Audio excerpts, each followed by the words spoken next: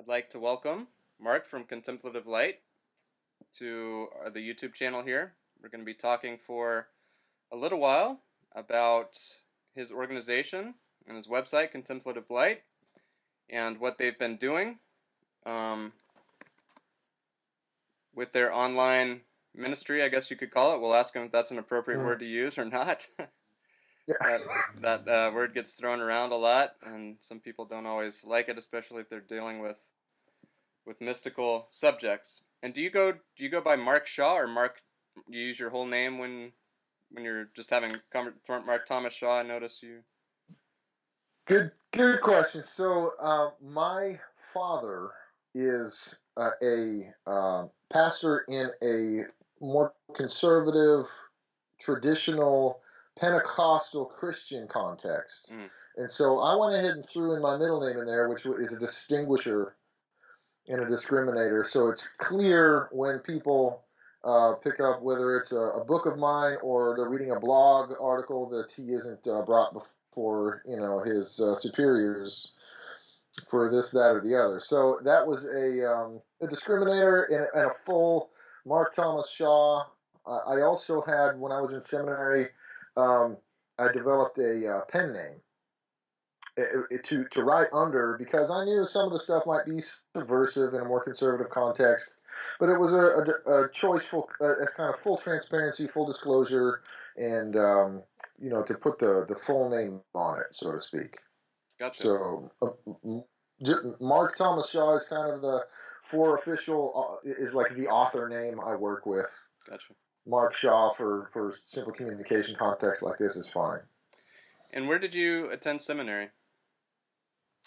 At Fuller Theological Seminary in Pasadena. It's interestingly, the very first day of orientation, the president at the time, Dr. Richard Mao, said, depending on where you come from, this is either going to be too conservative a place or too liberal, because it's such a moderate, centrist, open, ecumenical kind of, at least within the evangelical world. Right. In a Christian context is considered so moderate that people project on either side onto it. So I kind of found that to be true. Probably far more moderate than the Southern Baptist rural Georgia church I grew up in, but correct, of course correct. You could say that of almost any church, probably. Right. Interesting. So why don't you tell us a little bit about Contemplative Light, your website, and organization, or if you call that a ministry, do you refer to it as a ministry? How do you typically describe what you do there? We've described it as almost like a collective of teachers in the contemplative tradition with their writings. It's a forum for the sort of image we have for it is like if you pour some birdseed in your hand and you just kind of hold that out, an offering. If people want to come and take, that's available to them. And I'm absolutely fine, personally comfortable with the term ministry. For some, that just triggers, things that they're trying to move away from and Right. sort of their confinement. But we are intentionally moving toward, and maybe this is the difference, ministry is often seen as an opening toward conversion. And the terms that we use is we want to offer practices that move toward healing and wholeness. Wonderful. Yes. And even more so, some of the conversation we've had recently is it's possible that even that can be misused and understood that the practices become a means to an end. And we can start predetermining what wholeness looks like and use that as a goal that we've set up to move toward that. And then when we sit, we want that thing. And so more and more, I sense, even internally at Contemplative Light, the conversation is steering more toward a contemplative awareness as what is being cultivated, instead of even the term wholeness. So that's still currently in our content, in our About Us page and things like that. But I think more and more once we use terms like that and make that subtler distinction, it tends to resonate with everyone at Contemplative Light. That it's the awareness, and then whatever grows out of that is dependent on where we are in our own stage, what season we're moving through in our own process, and it might look like wholeness, and it might not look like wholeness. Yeah. Great. What? But I guess my question is, does it have a Christian basis? When we say contemplative, like immediately when people hear that word contemplative or contemplative, however they say it, they immediately think of it as something Christian. Because if we're talking about meditation, we're talking about meditation. And we're talking about typically Eastern traditions. We don't lump Christianity in with the meditation discussion. It just doesn't typically happen unless you're in very specific circles. So when we hear the word contemplative and contemplative prayer or centering prayer, immediately we think of or at least I do, of mystical Christianity. Or actually, more people probably in the mainstream think of it as Gnostic Christianity, which not so much. Contemplative practices. Well, maybe we don't know. It is possible the Gnostics were practicing these things. However, in the more modern context, when we hear the word contemplative, it's immediately associated with Christianity or the modern Christian mystics like Keating and Merton and all this. So, how do you think of the word contemplative? What does that word encapsulate for you? So that's certainly been an ongoing conversation and something we had to consider as we thought about what name to choose for this collection that had developed. I think an interesting, even as we started doing some research, if you look at an academic context, at least in the States right now, contemplative studies tends to be Buddhist in leaning, or at least Eastern, more broadly. Okay. And so locally, there's a contemplative studies program, and the more I speak with at Claremont and USD and other places in an Eastern tradition, and so but we wanted to maintain and preserve that lineage that the teachers within Contemplative Light each have grown out of a Christian context. And so that term, going back to the Desert Fathers and the early monastics, right, of taking that term da'ath from the Old Testament to know on an intimate level, and then moving into that gnosis in the New Testament, the experiential knowing with the filters removed, the mediation, and understanding that from Dionysius up through Edwin Underhill, and certainly, like you mentioned, Keating and Merton, that stripping away of the sense of self and the separate self sense, and some direct encounter or consenting to an encounter on the level of the inmost self with the ever-present divine as what we wanted to focus on. And it tends to, because of the traditions we're steeped in, have a Christian inflection. Okay. And yet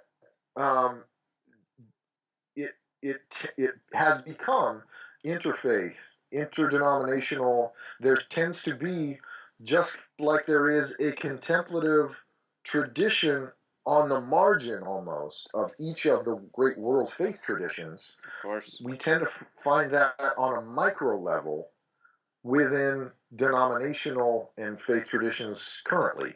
So whether it's Catholicism or even evangelicalism, but mainline traditions, non-Christian traditions, there tends to be a different set of categories, metaphors, experiences, and understanding that unify this group that calls themselves contemplatives. So we have shifted away from a more Christian centric language and articulation.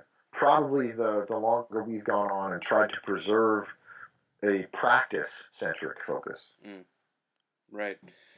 And would you say that that commonality that all these traditions have, we could say, yes, it's a contemplative practice that perhaps they all have in common, or groups of contemplative practices that they all have in common. But also, isn't it having something to do with mysticism? And this word mystic or mystical or mysticism, and this experience of something, of the divine, a direct experience of the divine, rather than worrying so much about the beliefs and opinions people have about the divine, and trying to have our own experience, direct experience of the divine, so that we can have knowledge of what we're talking about, and have knowledge of the divine, rather than simply reading something, hearing something, and believing the beliefs and opinions of others. And so how do you reconcile contemplative practices with this idea of mysticism, or even Christian mysticism? So I think you're absolutely right that the practices have a certain um, purpose. They are an opportunity for opening oneself to the ever-present grace. But even this, we get into this kind of um, territory that is tricky to articulate, precisely because the experience itself is that which transcends language and concept. Ineffable. And so, exactly. And as soon as we start making that articulation, we resituate ourselves within a provisional cultural context, a mental context, and then we start getting back into the distinguishing mind stuff. And so all that as a kind of preamble to set it in brackets. But I think you're absolutely right in the sense that the purpose then is to cultivate the opening for that mystical experience, for the encounter with mystery, but not a mystery as a gigantic question mark that um, wants to um, eliminate the possibility for answers or development, or is the ultimate um, shutdown of any conversation. Well, it's all a mystery. We can't know. It's ineffable. So stop attacking me with your dogma. But that there is this term that Richard Rohr uses that has resonated very deeply, is to transcend and include.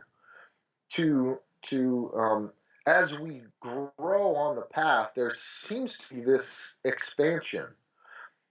And so much as we develop on a mental or cognitive or belief system level, we embrace something new and reject something else, versus having this internal sense that our entire sense of being and self is expanded, and that we can encourage, engage in a healthy way, even with that which on a mental level we might disagree, but that the eyes have shifted and the scales, in a sense, fall away, where you can see the divine within the person you disagree with, and see how their behavior, constructs, belief system represent a structure that mediates their pain and is a way of moving out of a wound, and it has its positives and its negatives, that is their own curriculum and process to move through.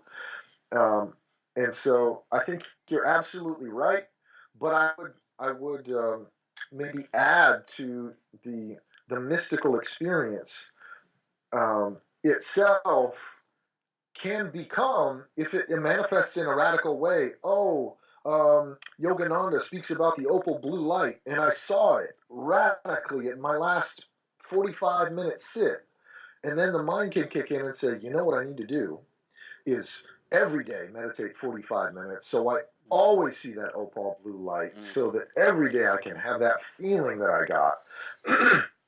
Whereas instead it's this constant, regardless of what the experience of the sit itself is, or we might see a light, we might not see a light, we might be bombarded with thoughts that particular sit, we might have a crystal clear blue lake of a mind for the duration of that sit, but there is this, we sense this porous inner opening to um, a, a heartfulness that is growing beyond what we have thought ourselves into in the boxes that we use to distinguish ourselves in the past.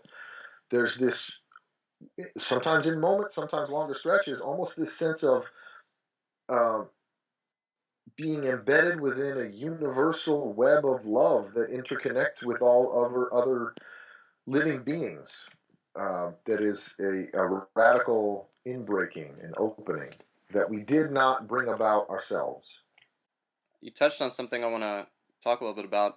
A lot of people I see, and it's fine. We're not talking from a space of judgment, but just like to hear your thoughts on this. A lot of people I see on the spiritual path, uh, and again, no fault of their own, they're sort of chasing an emotional high, and so they even folks that go to church on Sundays, you know, whatever Protestant, I, I, Catholic back. I just went to a Texas megachurch last week. It was Oh, a cool. very organized principle. Yeah. Yeah, great.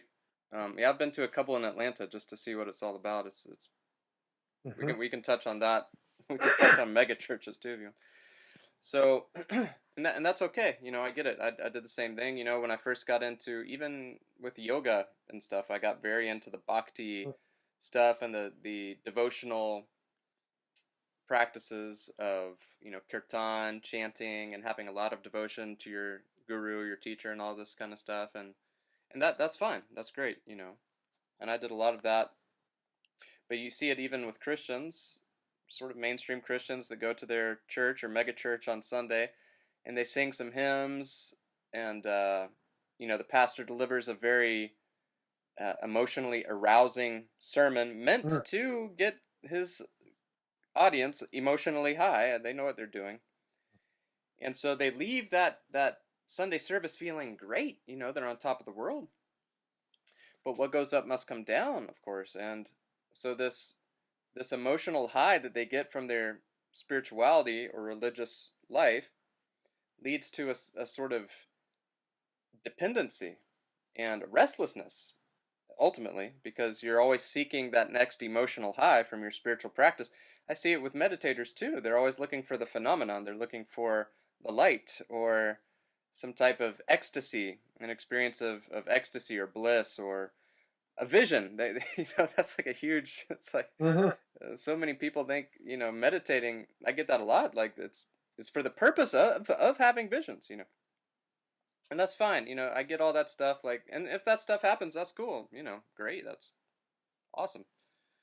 But I see a lot of like energy and, you know, what we call in the yoga tradition prana, like flowing in the direction of getting an emotional buzz for a little while, rather than trying to find sort of a permanent and lasting peace, which I think is what the contemplative practices really lead us towards, is a more permanent and lasting peace rather than the emotional roller coaster or the sense pleasure roller coaster that we're typically involved with in day-to-day life.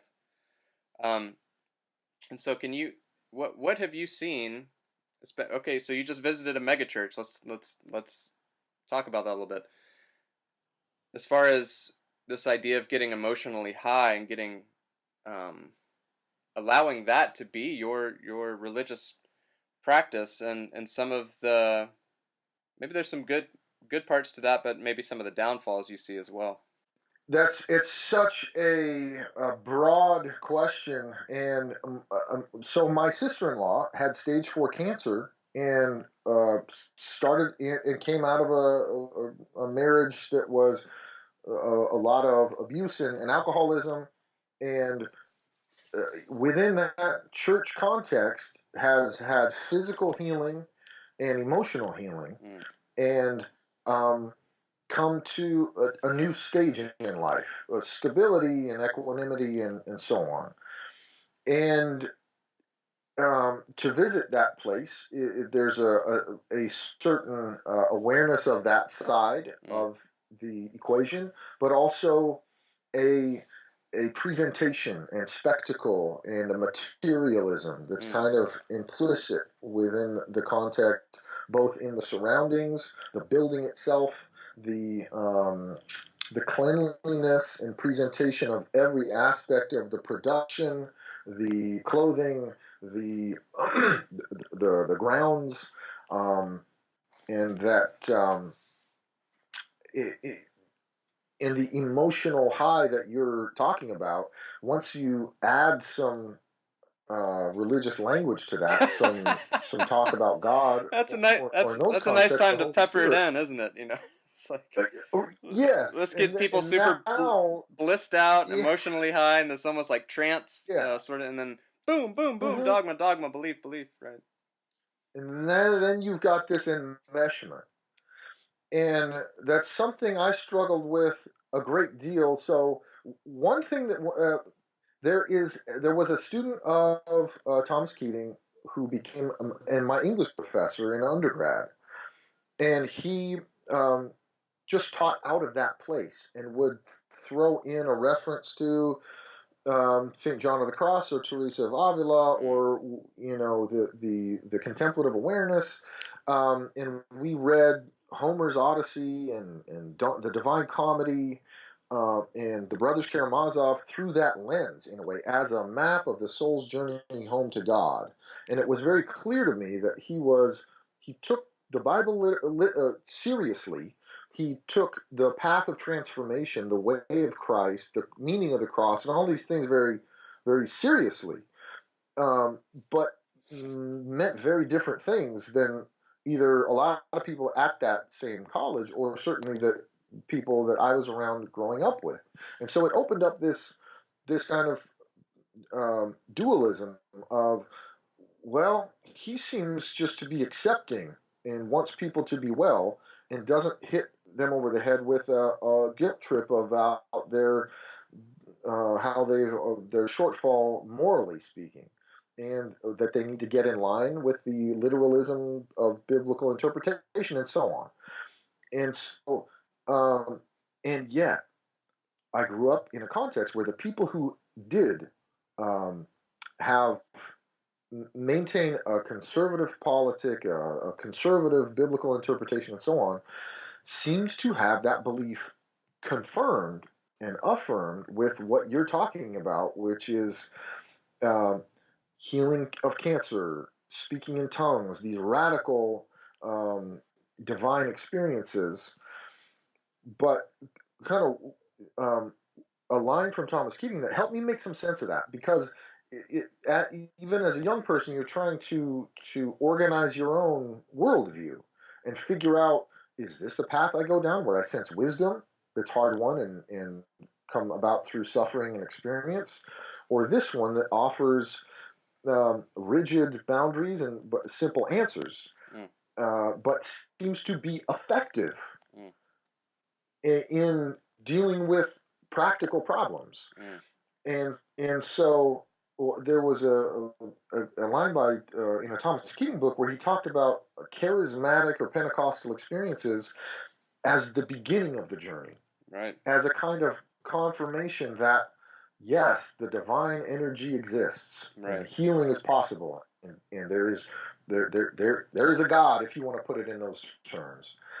Um, but once we embark on that journey the of the kenotic surrender to that divine presence, it is a relinquishment of the ego Mm. perpetually in ever greater ways, versus some of the communities I grew up in.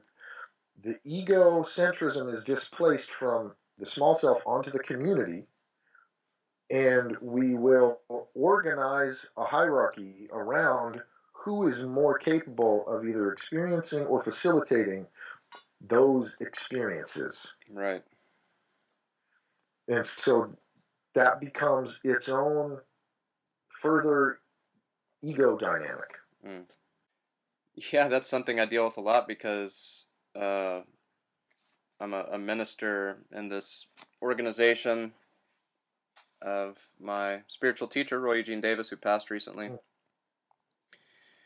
And I'm a, ordained minister representative of this organization and of this lineage of teachers stemming back from Babaji, Lahiri Masai, Sri Yukteswar, Paramahansa Yogananda, my teacher.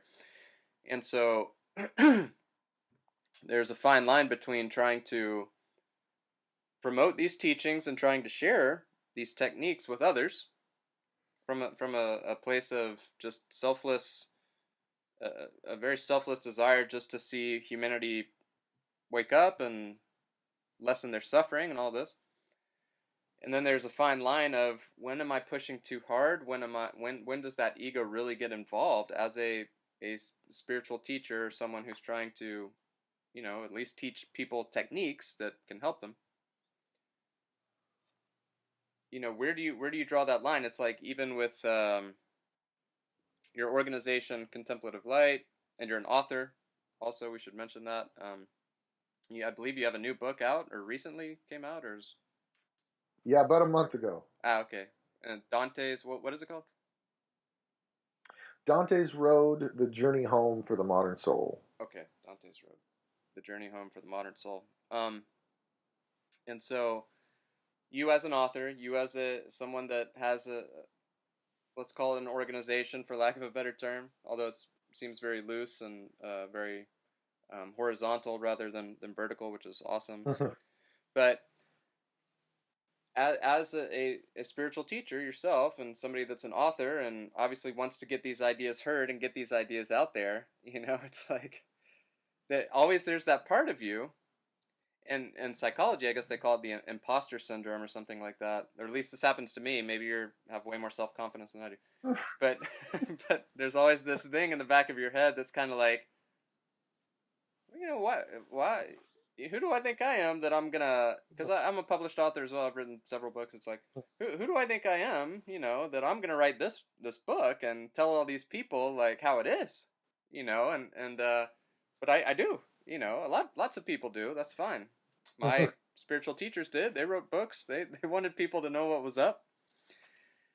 And so, where do you draw that line between wanting people to know what's up, but trying to keep some humility about yourself and not pushing so hard with like you said, it's not a conversion. Well, if it's not a conversion, if you're not trying to convert somebody's opinion or belief about something, then why bother writing a book? You know what I mean? So it's like, where do you draw that line? I think you know what I'm talking about. I'm not being very articulate right now, but I'm pretty sure you know where I'm going with the... Absolutely, especially because if whether you're in the online space or have a more traditional kind of book publishing process, there always is how do you get the message out there? How do you let as many people as possible have an opportunity to experience some kind of transformation through engaging with this stuff and to meet them where they are and so on. But the traditional term for that is marketing. Right. So many people, especially in this space, you have a deep inner compass that that wants authenticity.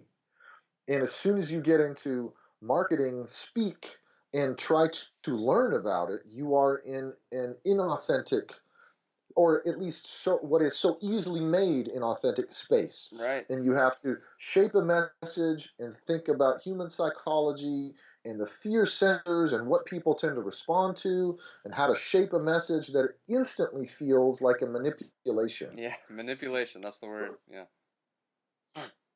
And so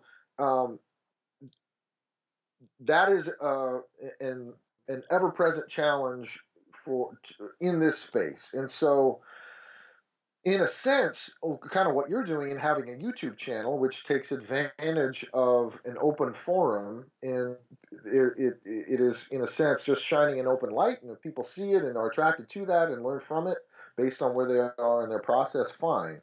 But with a product, as soon as you put a price tag on it, it invites a profit motive and a manipulation to uh, and so on. And we kind of see where that logic is headed. And if you make the choice to go about that process, you're involved in the cash nexus, you are involved in marketing, and there is an unavoidable component to it that my publisher is asking how many copies are we targeting, and they have required a marketing plan before getting the book out there. And there is another component early on in the contemplative path of almost a practice to learn of non-judgmental self-observation. And AKA mindfulness, if people want to. Yeah, if you open up that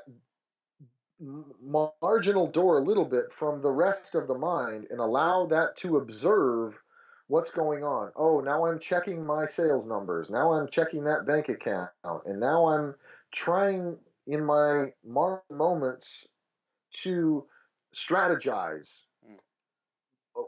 how to engage in this market and that market. Whereas the contemplative mind, once it sees those sort of ego tendrils starting to stretch out, can kind of lop them off.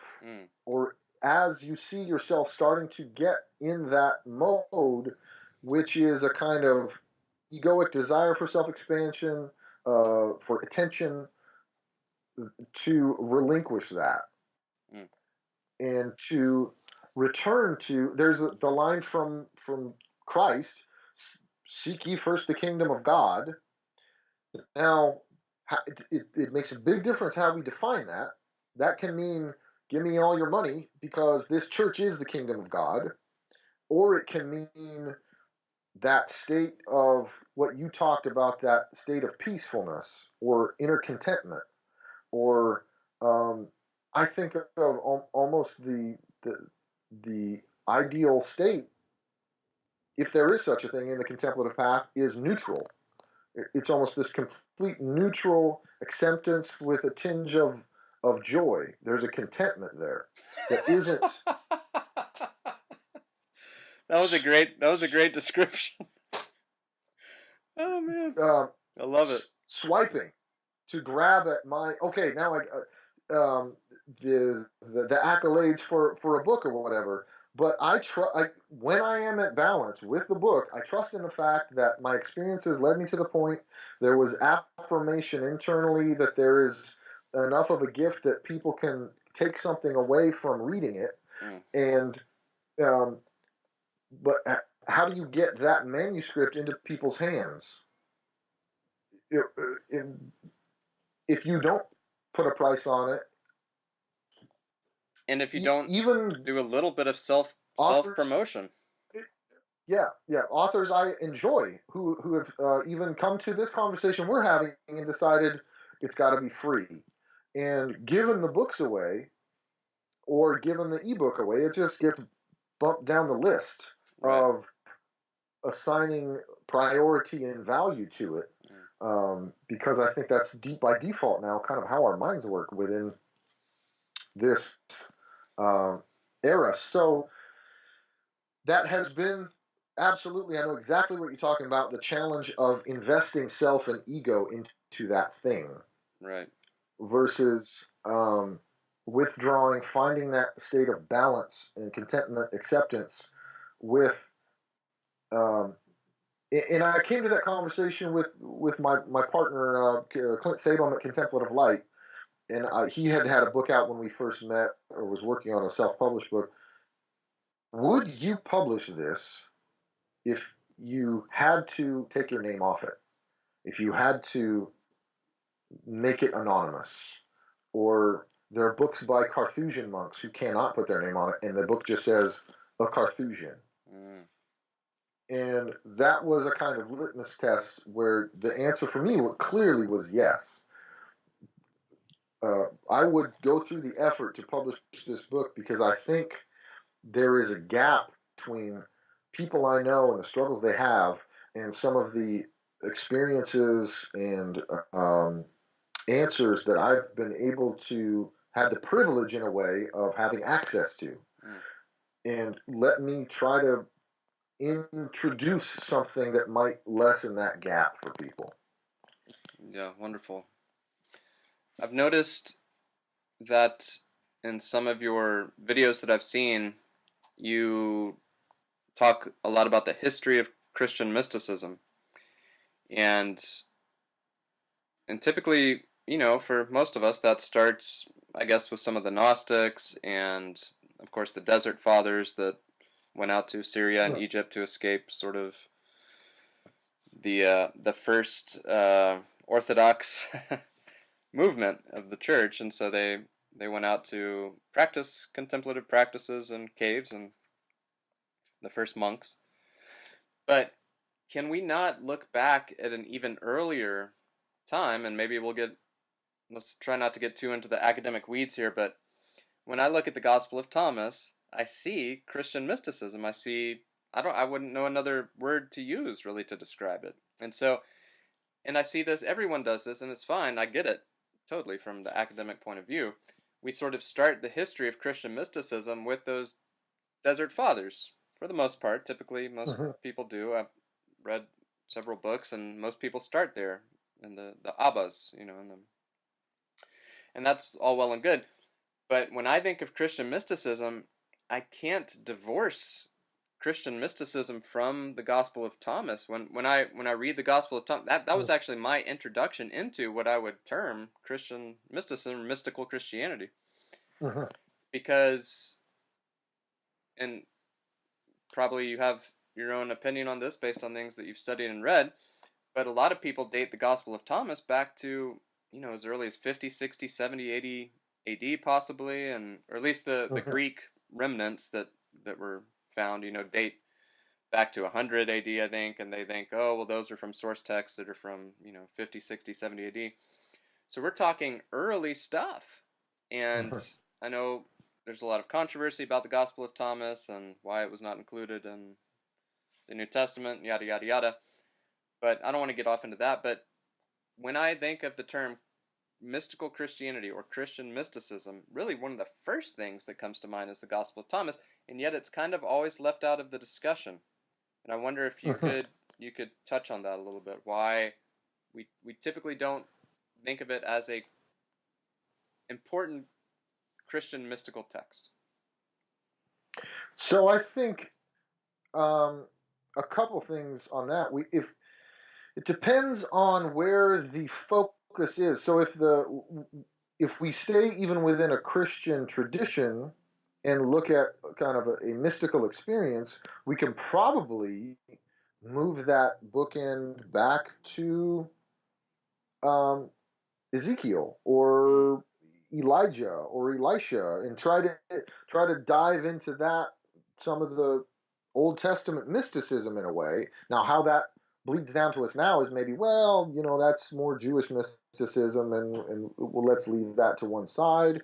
And then, and certainly in the course anyway, we don't mention much about even Jesus himself. If we want to talk about Christian mysticism, that seems the logical place to start. Sure, exactly. That's my point. Talking about. So that's my point. It's like, why don't we start with the mystical teachings of Jesus Christ as found in the Gospel of Thomas? It seems like a good place to start if you're teaching mystical Christianity, Christian mysticism, and even the New Testament, especially Mark, which is my favorite of the four.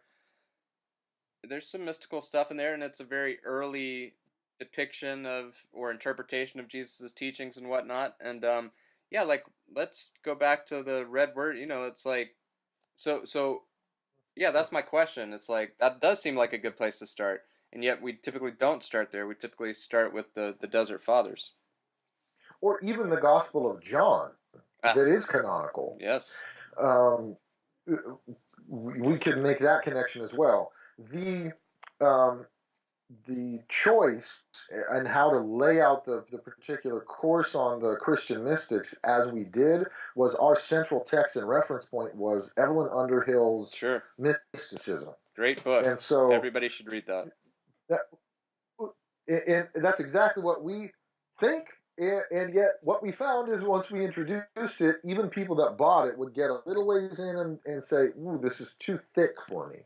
Really? And so that was essentially like so much of what we do is say, okay, we are the vestibule, and we will help people from where they are and put it in layman's terms as much as possible and provide a shoehorn or entry point. And if people want to dive more deeply, there is sustenance and fuller meat that they can get. But where we see the gap is uh, those who don't know, and how can we present it in an accessible way. That's kind of constantly on our mind at Contemplative Light. And um, and there's arguments as why you should or shouldn't do that, but that's kind of what we see as. Even recently, I did my first reading from the book, and all my feedback was that was great because everyone there knows you and supports you already. But your next reading, could you just make it a lot simpler and articulate it in a ways that maybe even people who have no context or understanding could still follow, benefit, and be enticed, essentially, because they're also thinking in terms of marketing and distribution.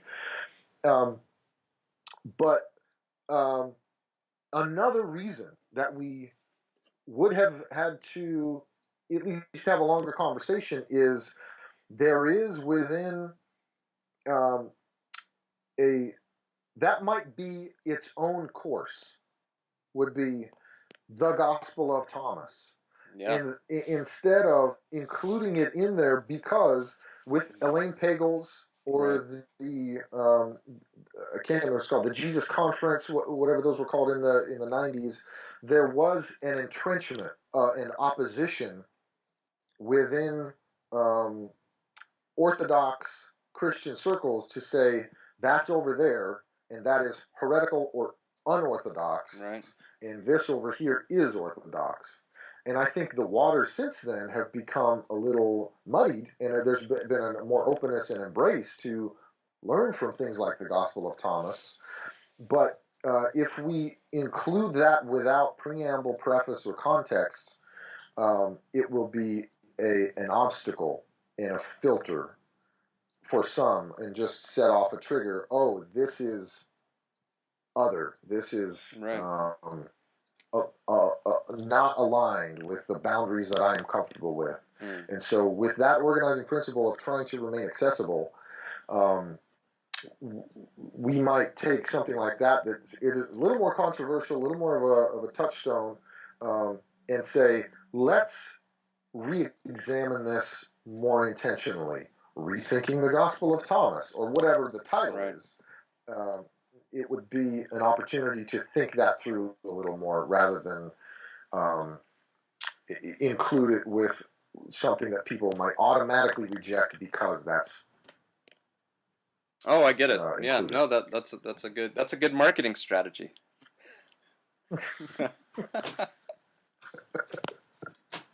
Oh man, no, you don't understand. I mean, this is what I do all day. I promote our yoga teacher trainings. We offer 200-hour, 500-hour teacher trainings, and we also have a retreat center in southern Chile where we offer retreats, and plus I have my my Kriya Yoga ministry here, and so I'm constantly thinking in those terms, like in marketing terms, and it does, like you said. I mean, it gets to a point where you're almost thinking of like the psychology of the people you're trying to reach, and manipulating things in a way that you reach more of them. It's crazy. But hey, I think one thing that you're doing already is talking about it and not trying to keep that hidden. And I think for me, having a partner in crime in Clint Sabon and Kim, that having some teachers in place where when you're talking that they can call you out on it, Right. or when you're openly having that conversation in your content itself, you are kind of laying bare the process and trying to invite even the audience into um, what goes on. Mm. And there is that unearthing, I think, is part of the accountability and the check and balance, so that doesn't become a problem, more of a problem, let's say. Right. Oh, definitely. But I mean, even this book here, this was there was some marketing that went into the sale of this book. This isn't like somebody had to think about this cover, somebody had to think about Mm-hmm. the picture, the photo that the famous painting or whatever they were going to put on the cover, Mm-hmm. and they had to advertise it in magazines at the time. That's how most people found out about books back then. Advertisements in magazines and newspapers.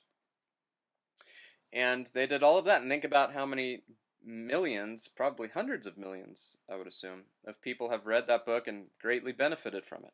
So, again, it's finding that balance in between, self promotion and marketing, and then trying to come from as pure a place as you possibly can, and questioning everything, constantly questioning everything, like you said, Mm-hmm. and just having that objective observer there to it's good to have your friends, your family around to call you out on your shit, but it's also good to have that observer there that can kick in whenever it's necessary Mm-hmm. to remind you of you know things On a that micro level.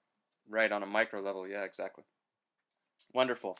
So do you want to tell us a little bit about what you offer, like your current course offerings or any upcoming talks you're going to be giving, and your book and where to find it and all of that? Absolutely. So um, the the focus at Contemplative Light from the beginning was on practice, and I think our least expensive course is just here 5 practices, and that's kind of the organizing principle of what we collaborate on. Is we have regular ongoing blog content. Clint Sabon hosts the Contemplative Light podcast, Ah, that's right. You have a and podcast as well. Yeah, I've listened to a few of those. They're very good. yeah, thank you. And he's got a fantastic kind of radio voice, kind of this smooth baritone, and is fun to listen to for me, and just to even chat with him on the phone. Um, but and but early on, as we built the website, we started developing ideas for courses we could offer, and so the sort of contemplative practices is a flagship course, the contemplative tradition, and then this, like you mentioned, this Christian mystics course. Mm.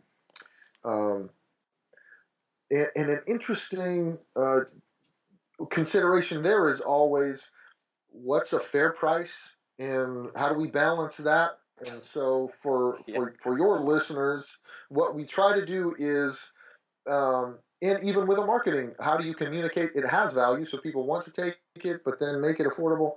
And so what we do is every so often we'll have a promotion that's something like 70% off. So like right now we're off.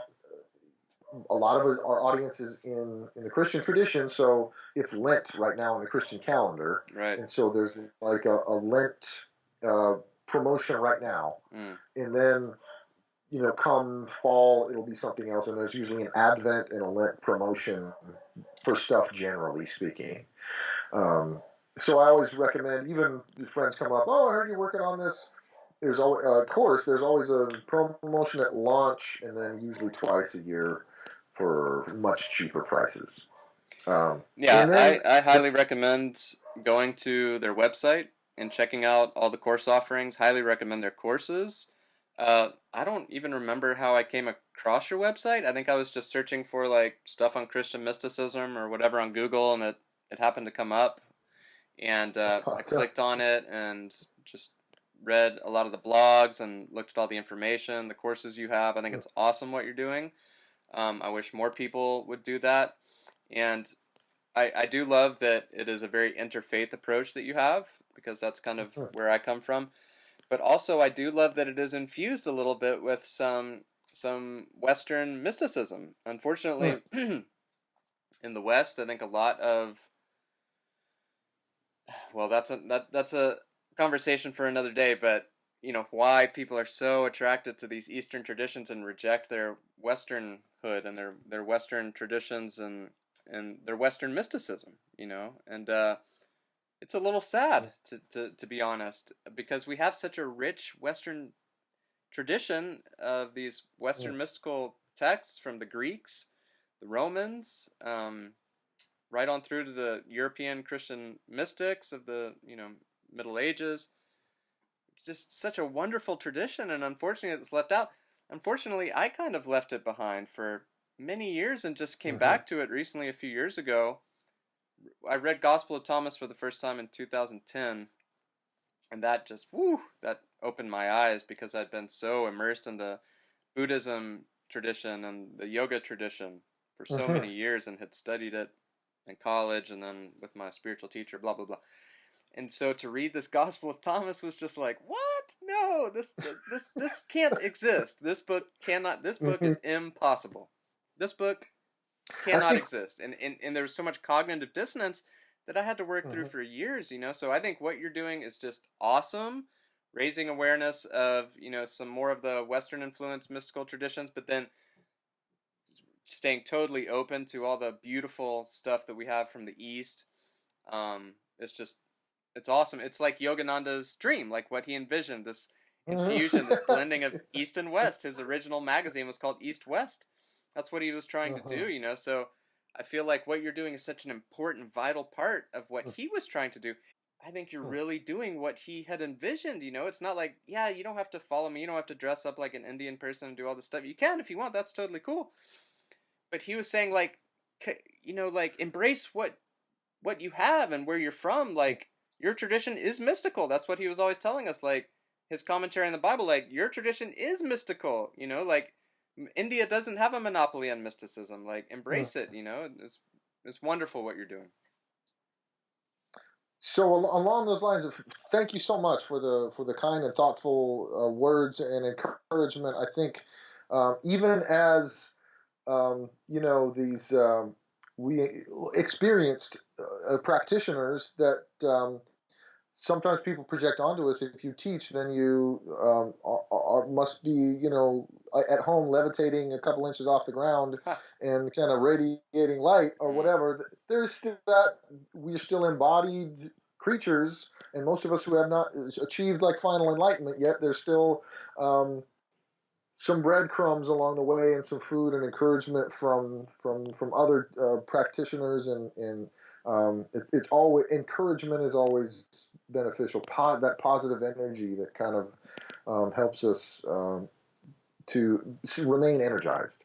And one of the books actually that we put out, maybe it finally came out like a week before mine, we put out through Contemplative Light, is called 150 Meditations from the World's Mystics. And that's probably 90% from the Christian tradition and a couple smattering from the East. And we wanted to keep it as lean and simple as possible, just the quotes, with a lot of white space on the page, and that's on Amazon. It's like $9 or even cheaper on Kindle, maybe 5 or 6, something like that. But it's just in the morning, after you've done your practice, or as a shoehorn into the practice, take a couple of those quotes, and the spectrum is impressive.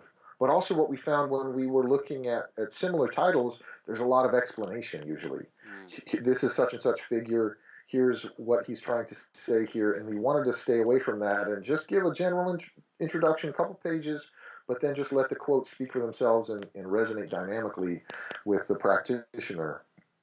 And so that's that. Ironically enough, this year I spent a lot more time working on that, and the book I wrote 4 or 5 years ago finally came out as well, and that's what I find myself talking most about. Right. Well, thank you so much for taking the time to do this, and I really appreciate it. It's just such a miracle that we can do something like this and have this conversation, me here in South America, you there in North America.